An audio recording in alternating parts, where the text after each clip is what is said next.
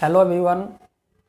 पिछले क्लास में छात्रों हमने पढ़ा था कि किसी एपी के n टर्म्स का यानी n पदों का योगफल यानी Sn बराबर n/2 into 2a plus n-1 into D का फॉर्मूला हम कैसे प्रूफ करते हैं, और साथ ही इसका एक और शॉर्ट फार्मूला होता है Sn बराबर n/2 into a plus an।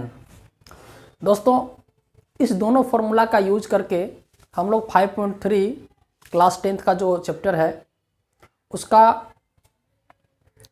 उस सूत्र के हिसाब से हम लोग इस चैप्टर के सारे प्रश्न को बनाया जाएगा।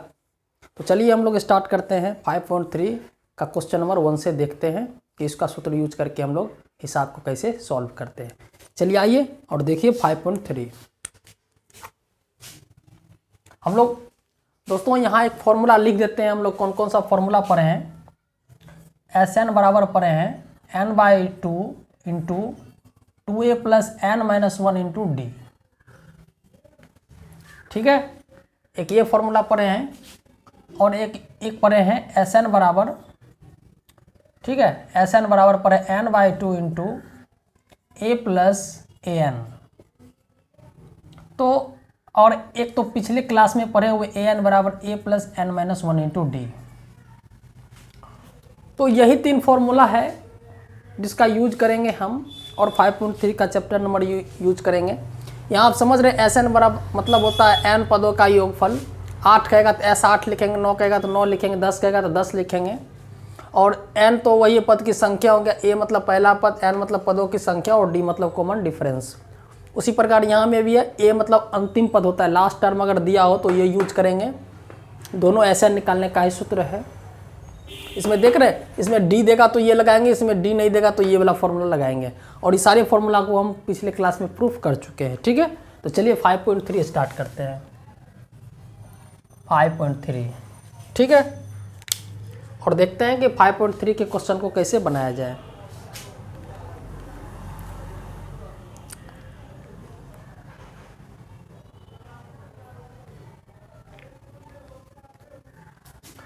देखिए प्यारे बच्चों, हम लोग चलते हैं क्वेश्चन नंबर 1 की ओर। क्वेश्चन नंबर 1, ठीक है, क्वेश्चन नंबर 1 लिखा हुआ है 2, 7, 12, 10। 2, 7, 12, 10 पदों तक, 10 पदों तक। प्यारे बच्चों, ये लिखा हुआ है 2, 7, 12 से लेकर के 10 पदों तक जाना है। 10 पदों तक मतलब ये पहला पद हुआ, देखो बाबू, ये हुआ पहला पद, ये हुआ दूसरा, ये हुआ तीसरा। ठीक है, 10 पदों तक मतलब पहली पद, दूसरा पद, तीसरा पद, यानी n का मान 1 हुआ तब पहला पद हुआ, n का मान दूसरा पद, तीसरा पद। उसी प्रकार 10 पदों तक मतलब क्या हुआ, n का मान 10 हो गया। ठीक है, तो n बराबर यहाँ क्या हो गया, n बराबर हो गया 10। ठीक है, और n का मान 10 हो, a बराबर क्या दिया, a बराबर 2 दिया हुआ है, d बराबर क्या दिया हुआ है, a2 माइनस a1 होता है, यानी कि 7 में 2 चला गया, कितना होता है, 5 हो गया। ठीक है, 7 में 2 चला गया, 5 हो गया।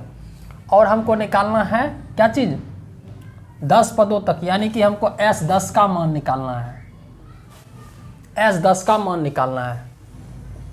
समझ में आ रहा है? यहाँ कह रहा है कि 10 पदों का योग ज्ञात करो। तो योग का S मतलब योगफल और 10 मतलब 10 पदों तक। ठीक है, तो Sn बराबर सूत्र हम लोग क्या पढ़े हैं, n/2 into 2a plus n-1 into D, यही फॉर्मूला पढ़े हैं। ठीक है, तो n के जो क्या बैठाएंगे 10, तब हुआ S10, 10 पद का योगफल। अब जहाँ चाहे ना तहाँ 10 बैठा देंगे। 10/2 2a, a मतलब 2 प्लस n मतलब 10 -1 इंटू डिफरेंस कितना दिया हुआ है, 5 का दिया हुआ है। इसको हल कर दो। कभी कभी नोट में याद रखना है कि अब जब भी हम लोग हिसाब बनाएंगे तो ये चीज़ नहीं लिखेंगे, डायरेक्ट हम लोग ये लिखेंगे। ठीक है, आपको याद रखना है Sn बराबर n/2 into 2a plus n-1 into D.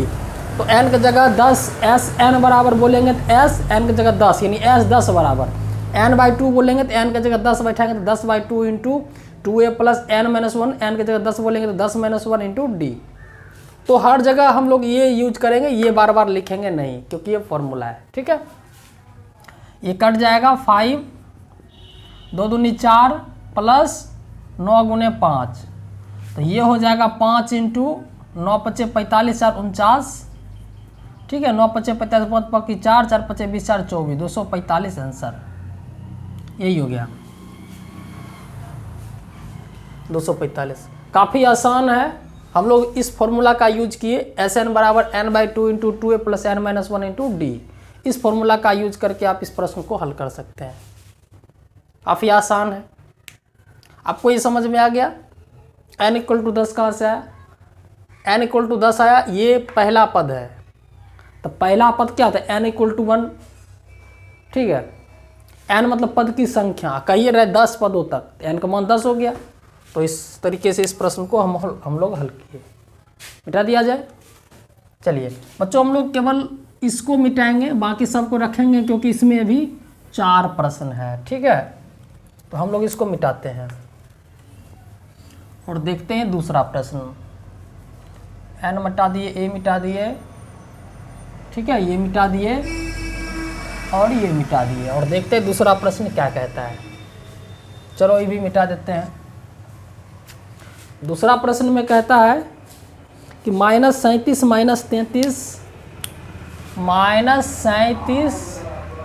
-33, ठीक है, -37 -33 -29, ठीक है, 12 पदों तक, 12 पदों तक, यानी टोटल कितने पद हैं? 12 पद हैं, यानी n बराबर क्या हो गया? 12 हो गया।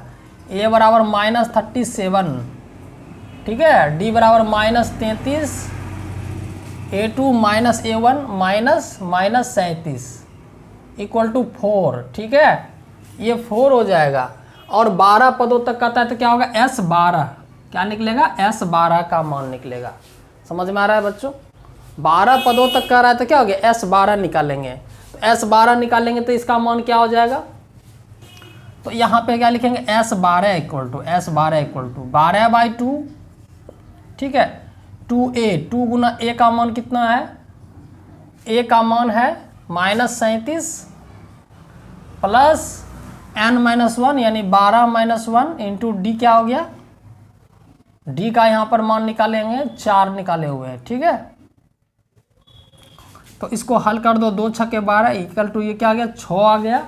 ठीक है, ये क्या हो गया? -37 दूनी -74 प्लस 12 में गया 11 गुने 4। ठीक है, तो ये क्या हो जाएगा? -74 प्लस 44, तो ये हो जाएगा 6 और 4 4 0, 7 में 4 गया 3, यानी -30। अच्छा कहता -180, -180 आंसर।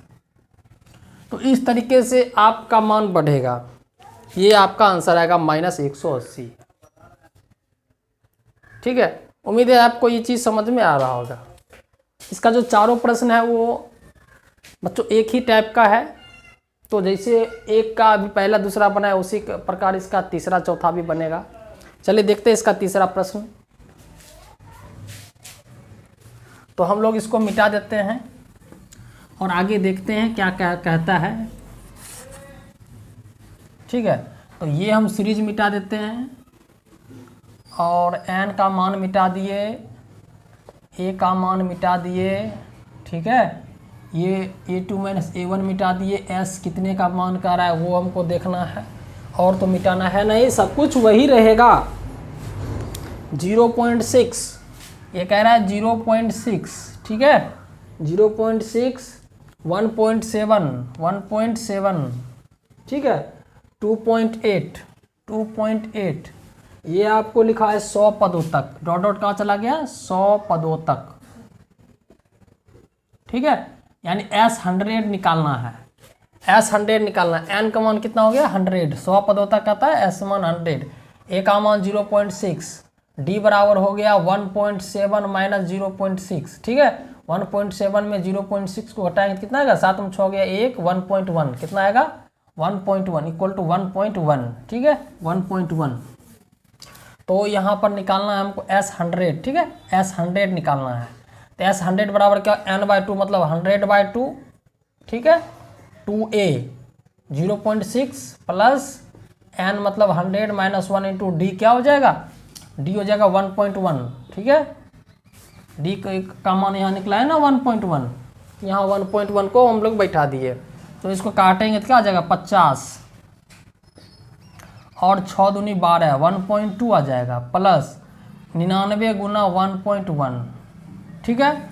इसको हमको हल करना पड़ेगा प्यारे बच्चों। अगर इसको हम लोग हल करते तो देखो कितना हो जाएगा 1.2 प्लस, अब 99 को 11 से करेंगे तो 99 कम 99 फिर 99 कम 99, ठीक है, 9 9 9 18 8 बाकी 1 9 1 10 108.9 हो गया ना, एक के बाद दशमलव बैठाएंगे तो 108.9।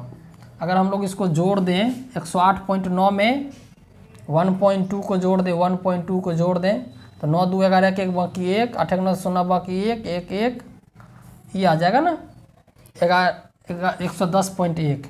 तो 50 गुना 110.1, इसको अगर गुना करें 1 5 5, ठीक है, 0 1 5 5 0 5 0 1 5 5 1 5 5 और एक 0 बैठाएंगे उसके बाद दशमलव पड़ेगा तो 5505 कितना आ जाएगा,